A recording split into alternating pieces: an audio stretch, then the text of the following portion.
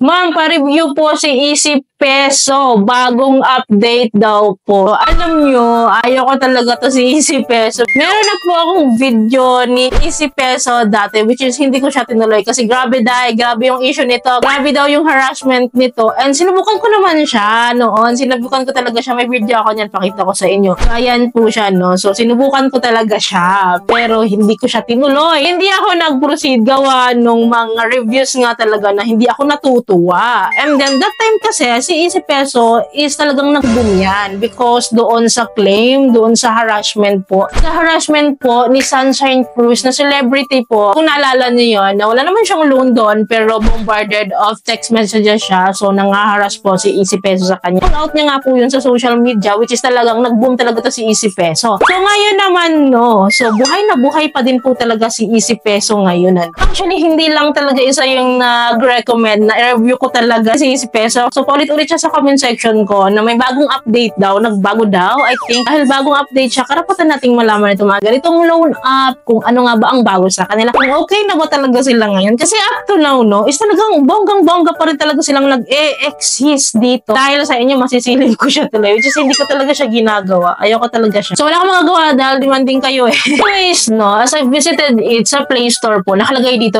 Easy Peso BIP. So, before po, yung na-download ko ito, wala itong VIP na ito, wala siya. So, I think isa siya sa nabago sa logo lang naman eh. Lagay dito, Easy Peso, Fast Secure Cash Loan. Fast Secure?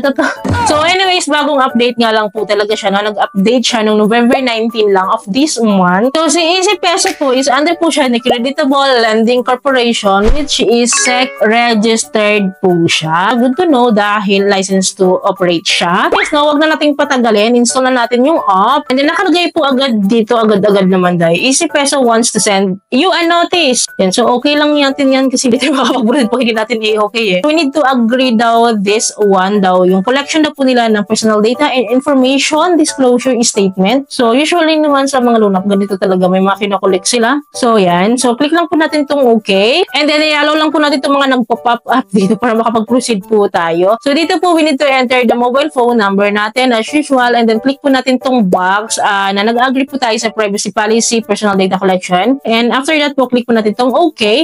And then po, enter lang po natin itong OTP. And then next po tayo. After that po, dito na po agad tayo sa dashboard po ni Easy Peso which is yung loan offer po nila is up to 30,000 pesos. So, doesn't mean na 30,000 pesos ito na talaga yun ha. So, usually, kapag bago pa lang po tayo, maliit na amount lang po yung ino-offer po nila sa atin. Click lang po natin itong apply now. And then, agad-agad, we need to fill up the personal information which includes our personal details, level of education, marital status, number of children, province, residency status po. And then sa next po, dito sa baba is the employment status po siya which is nagre-require sila ng type of industry, occupation, work years, payroll, and then next payday, monthly income. And then dito sa baba, loan information daw. So we need to fill up this one which includes the initial loan amount, withdrawal information, the account number. Pero ditong optional to increase your limit daw. So alam nyo na yan, kapag optional, hindi natin yan pinifill upan. Good thing lang din na optional tong mga to which is the company phone number, company name, email address, alternative phone number, and then ito nga, itong Facebook account. Buti na lang optional siya. So after po natin ma-fill upan itong first step po ng application process which is the personal information, the employment status, the loan information. So next po tayo. So sa next step po is the contact information. As usual, hindi nawawala sa isang loan app. So nagre-require po sila ng ilan ba to? Tatlong emergency contact information po. So, fill upan lang po natin ito. And then, save and continue tayo. So, sa next step is the ID card na po. So, sa ID details na po ito. Means, nagre-require po sila ng mga IDs po na nandito sa list nila. Kahit isa lang po dito. So, meron silang recommended ID type which is, as usual, SSSU with PRC. And then, passport. And then, meron namang other options. Of course, hindi nawawala. So, pili lang po tayo ng isa dyan. Picturean po natin yung ID. After that, fill pa natin yung mga ID details na kailangan nila. And then, continue lang po tayo. And then, sa next step po is the facial recognition. As usual. So, click lang po natin itong start to scan. And then, ayun po, napaka-close.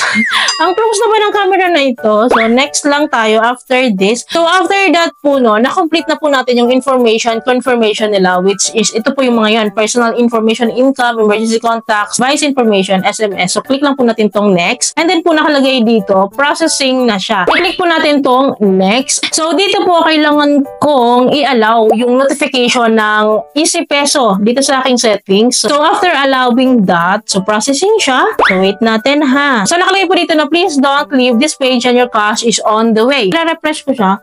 Ganun at ganun nangyayari, guys. So, punta tayo sa dashboard ko. So, nakalagay dito processing daw siya. Please wait patiently. Tagal niya naman mong processing. So, upon waiting, nahanap ko yung aking account deletion kung madidelete siya. So, punta tayo sa aking account. Hindi ko siya makitaan na pwede siyang i-delete. Ngayon walang feature na pwedeng i-delete yung aking account dito. Ang daya naman. So anyways, balik tayo sa dashboard and then may result na. Anyways, basahin ko po siya sa inyo. Nakalagay dito, sorry. Thank you for contacting us about your credit needs. Unfortunately, after careful review of your application, we can't approve your loan request due to your credit history at this time. However, we would gladly invite you to reapply after February 30, 2024. Please behave well on your credit score all the time.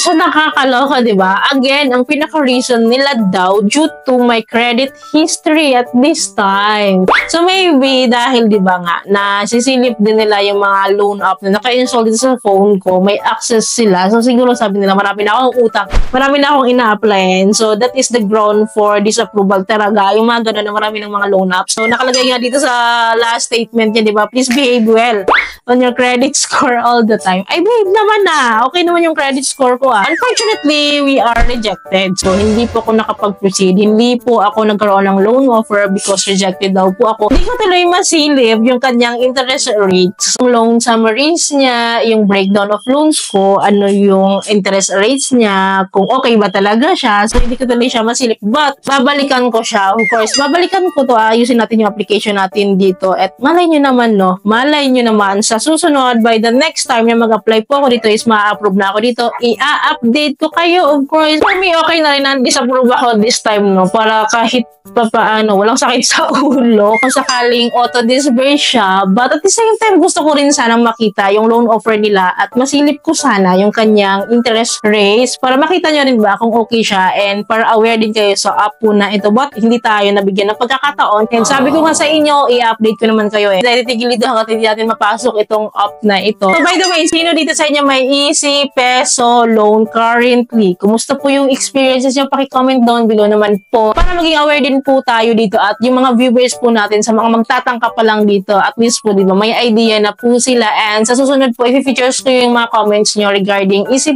Peso in case po mag-apply po ako ulit dito. Again, i-update ko naman kayo kaya don't worry, kaya dapat po nakasubscribe kayo and click nyo po yung bell button para lahat po ng videos ko is updated and notified po kayo.